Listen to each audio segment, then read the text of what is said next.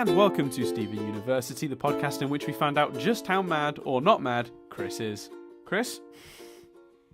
Oh yeah, no, I'm not that mad. Yeah, I didn't think you would be. So I don't want to say, but I think this is, if you're gonna do a mid-bomb interlude, this is the way to do it. yeah, but I don't think it's too much of a mid-bomb interlude because it does continue the story. We get some Amethyst stuff. Yeah, exactly. That's what I'm referring to. And it's, everything else is so entertaining that I think it's fine. So, for those that don't remember, yeah, I don't think I named the episode because I was too busy making a joke about how we ended the last episode. It's called Onion Friend. There you go. So Stephen makes his version of the perfect sandwich. It's odd because the egg and stuff is going to be so hot that mayonnaise is going to heat and potentially go all weird. So I don't know if I definitely believe in him. You're not on board. I don't think it was mayonnaise. I think it was cream cheese, but I think the point still stands. Yeah, the point would remain with cream cheese, and I think that he makes the perfect sandwich and then he faffs around, and it's just like, well, just eat the sandwich. Eat the sandwich. Well, I like a smoked salmon and cream cheese bagel. They call it a bagel then. Bagel, like anyone else. It's a very delicious thing to eat, but I'd never throw an egg on it. That seems a bit much. Yeah. But maybe I'm wrong. You're not an egg. You're not an egg fan, are you? No, I don't. I don't have egg anyway. But like, even if I did, I don't think those. Even if I enjoyed egg, those two things do not sound like they go together to me at all. I believe you, but I can't help but feel, given that you don't like egg, I'm being biased. It. Yeah. So anyway, his sandwich gets interrupted by the fact that Onion's lurking around. They chase Onion. They find a room full of pictures of Amethyst, which I kind of enjoyed because I was like, oh, he's in their house, and then I was like, oh god, what if he's like obsessed with them? And we find out he's not. Instead, his mum used to be really good buddies with Amethyst and got a bit of a history with her and Greg and stuff like that. Mm-hmm. So they then chill at hers. Onion and Stephen have to go off and like play together. There's this weird bit where you think he's showing him a sex tape, and then you realise that it's him being birthed, which is still weird. They really ramp up how weird Onion is in this, and it's so there is some next level weirdness. Yeah, oh mate, he's fucking Shawshank Redemptioned his room, so he's got a tunnel and stuff. Like, it's weird. I love it so much. So, and I think it's great. It's so entertaining. It's so amusing. It's fine. It's fantastic. So then, but in amongst all this, Amethyst and the mum have a chat, and that's cool. A chat regarding it's regarding her home situation. So it's she reveals how shit she's feeling about everything. Stephen sacrifices. Stephen knows she needs more time, so gives Onion a bit more of a chance. Follows him down his Shawshank Redemption tunnel. And he finds load more guys and girls, and Onion gives him one, and they're kind of friends, but he's still creepy and weird. I imagine Onion's the friend. You had that friend when you were young that would always try and take off your trousers. No, what? Sorry. And if you don't know that friend, you potentially were that friend. That's you don't know what I mean? No. Half the listeners are going to be like, that's weird, and half the listeners are going to be like, yeah, no, I know what he's talking about. Okay. Onion's the weird friend. Onion's that weird friend. Yeah. Onion's the one that you play hide and seek from and all fuck off and just leave this kid searching. That sounds mean. I was regularly the kid that was left kids searching, are mean. So I can say that. Kids are mean. I can say that. No, that's a really tragic story. I won't tell that. That's please, you've got to now. Dark. Dude, it's dark. It's bad. You've set it up. You've got to now. I had two guys, two friends who it's that weird one where you're childhood friends and you're kind of thrown together and people are like, you guys are friends, and we didn't remain friends particularly. If I saw either of them in the street, I'd probably stop and chat, but we wouldn't conceive of meeting up. But we're about, I don't know how old we are. Say we're like 5, 6 maybe. I don't know. Mm-hmm. And we were playing hide and seek at my house. My mum and dad's, obviously. What was my house? This is so depressing, dude. I can't wait. I'm excited now. You've made me excited somehow. I hid on the top. There was a box underneath my bed sheet on the top bunk. I sort of morphed my body around the box and then put the sheet back over me. So that was my hiding place. Do you see what I mean? I made myself look like the box. And then they sat on the bottom bunk, my bed, and talked about how they didn't really like me that much and didn't consider me a friend while I was hid on the top bunk. So it's pretty dark. Oh, that is tragic. Poor little Chris. Yeah. Well, it's okay, everyone. It worked out well. He's, Yeah, I got better friends. Yeah. But yeah. That's amazing. So I guess what we're saying is I was Onion. Not because I was trying to pull down their trousers, but wow. You just didn't gel with me. That is amazing. That is tragic. Awkward, isn't it? Love it. Awkward. I'm really glad you told that story. I don't think about that story often. It's not haunted me. It genuinely hasn't or anything like that. It just came up because of the hide and seek joke. Yeah. I don't want the comments to be feeling sorry for me. So it won't matter, Chris, because you ain't gonna fucking read them, are you? That'll be my job. I'll have to read everyone's sympathy for you. So that's cool. And then, he's got to hang out with him, but he's still nervous because he's hiding a mouse in his mouth. Onion's fucking weird. Here's a thing. I don't know, because I can't fathom how it would work, and I think we've already seen the dad. But the big villain is Yellow Diamond, and she's chatting about a yellow tail. Is that not a bit... Yellowtail is the name of the sailor. I know, but still. I was like, Okay. It just came up a lot. Okay. I don't have a theory because I don't think they're connected in any way. But, because that would be ridiculous. Yeah, it's just weird. Yeah. I loved it. I thought... Okay, are you aware we've met this character before? Yellowtail? Nope. Vidalia. No, not at all. Mm-hmm. We've also met the original Sour Cream's dad before that she talks about Marty. This is the episode that finally clarifies the Onion, Sour Cream, Vidalia, Marty, Yellowtail family tree. So Marty is the agent that Greg had. Then we told the story for Stephen. You remember when he... Oh, right. Okay, yeah. So Marty had a sort of rocker girl with him in that episode. That was Vidalia in her younger days. They... between them had Sour Cream, but Marty, being a dick, eventually boned out, whatever. And then she remarried with Yellowtail. Doesn't Greg say he never saw Marty again? So is the implication there that Marty had a one-night stand with her? I'm not sure, but I don't know what the implication necessarily would be. It seems to me like she was with Marty for a little while. Okay. But Greg and Marty just weren't speaking after what happened.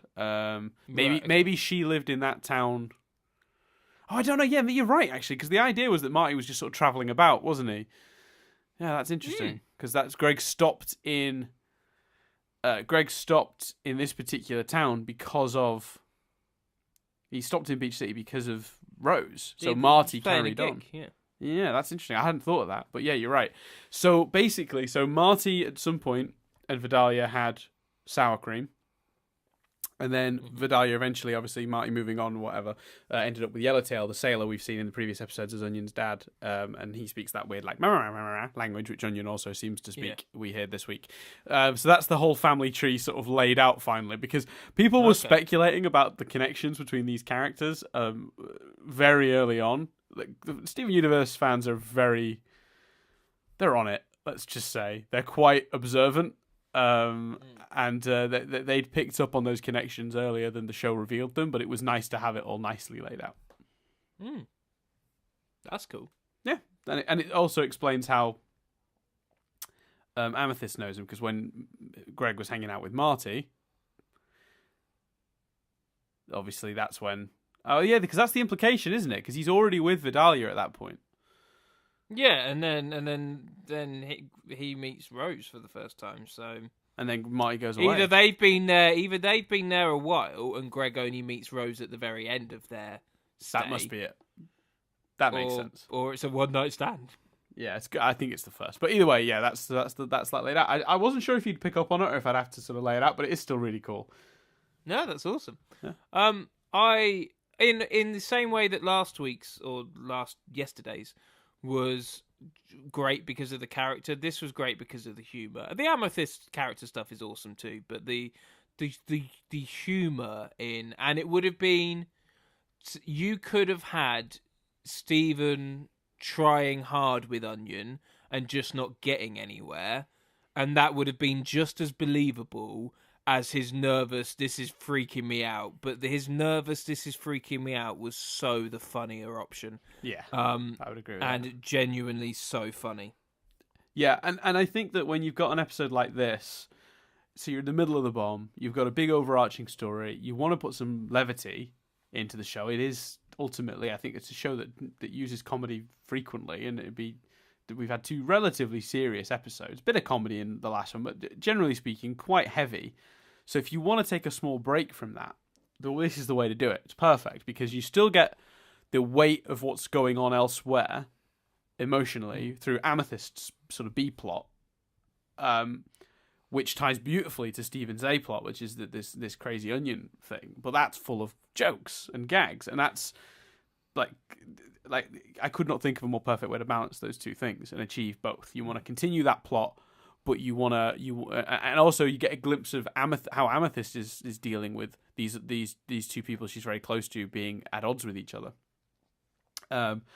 But at the same time, you want to get a sort of more lighthearted sort of side story for a minute, just to give us a little break from all the sort of the weight of what's going on.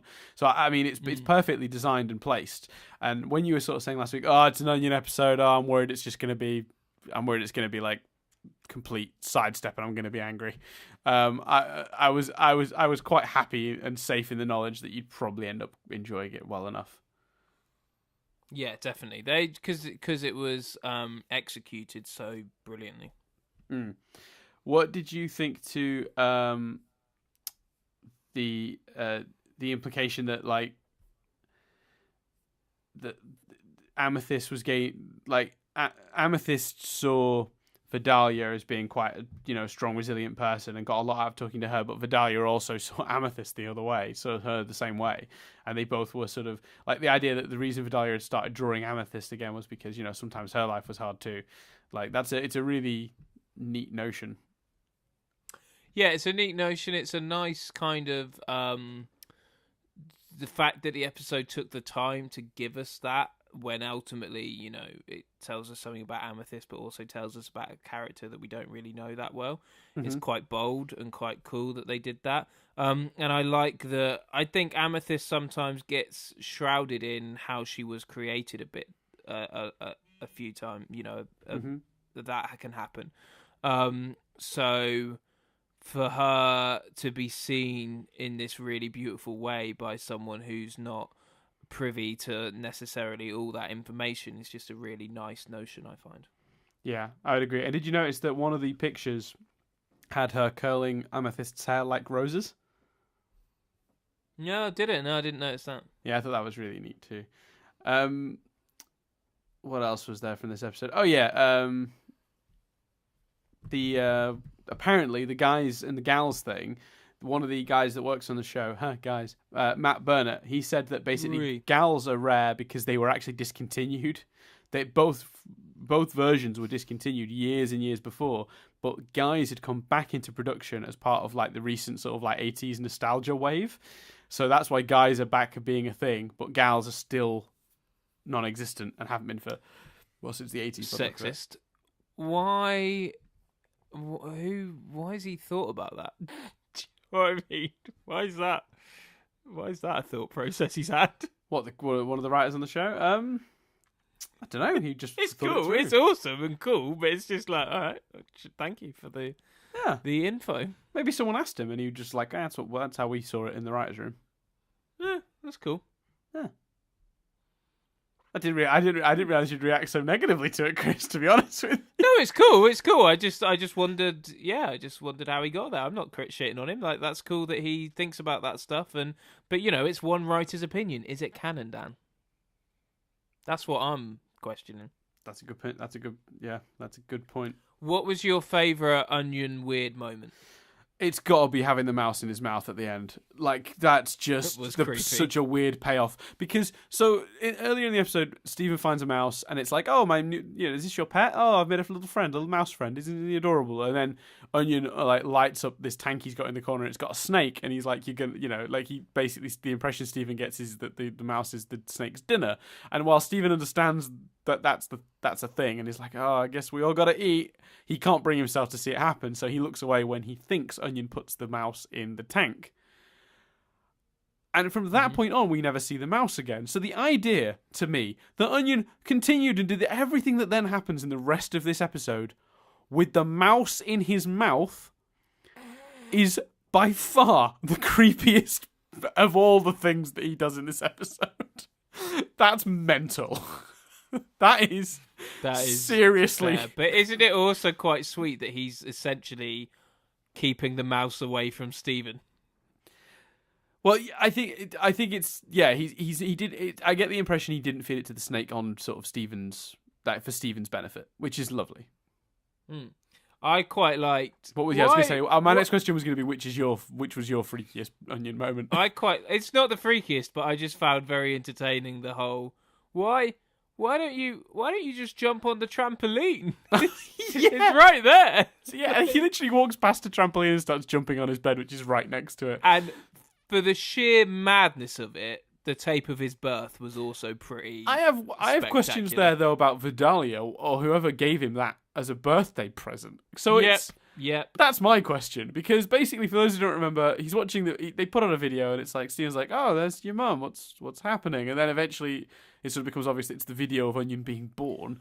I'm sorry, it's not me being a pervert. There's some beats where you think it's a sex tape.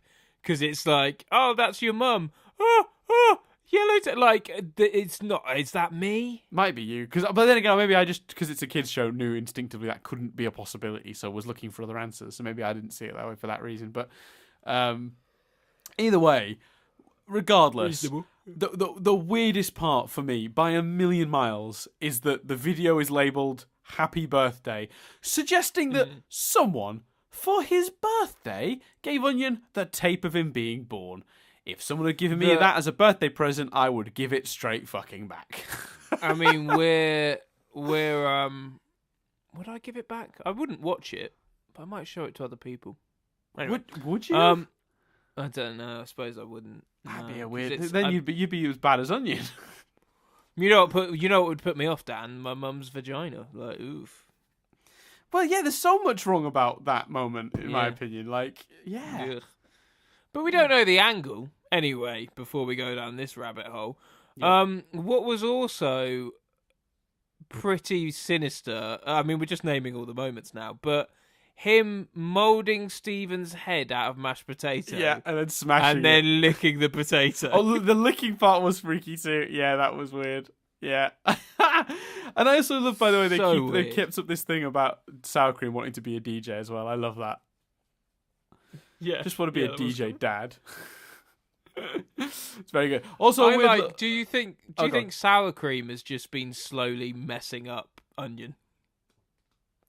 Like, no, just put the mouse in your mouth if people are afraid. Yeah, I don't know. I'm not sure. I think it's interesting because the thought is that because he's clearly speaks to his mum, but only through her ear, and doesn't seem to talk to anyone else, this may suggest he's got a condition known as selective mutism, which is a legit thing that happens with people who will only talk to certain people.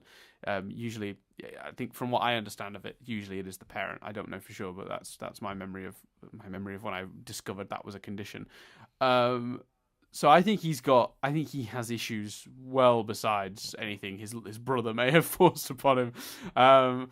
Yeah, I mean, he's clearly got some, autism, Asperger's, I don't know. I don't, moving away from that, because, there might be that serious nature to it, but hey, if they ever explore that, that's amazing. But I don't want them to backtrack now. Like, when we first saw Onion, he was just this guy who was a bit annoying and, would run away and stuff.